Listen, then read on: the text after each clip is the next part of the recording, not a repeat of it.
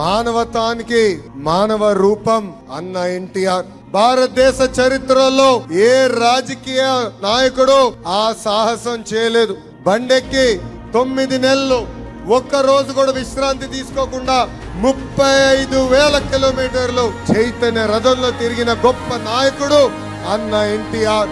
అంతేకాదు, ఇంటిలో ఆయన కొడుకుల పెళ్లింటే బాలయ్య బాబు గారి పెళ్లి ఒక పక్కన, ఇంకో పక్కన రామకృష్ణ గారి పెళ్లి ఇంట్లో ఉన్నా కూడా ఆయన పెళ్లికి రాలేదు.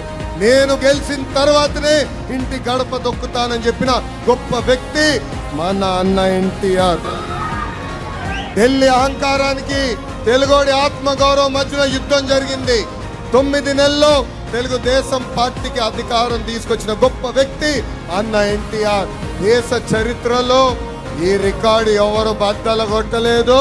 రికార్డులు రాయాలన్నా, తిరిగి రాయాలన్నా ఒక తెలుగుదేశం పార్టీతోనే సాధ్యమవుతుంది.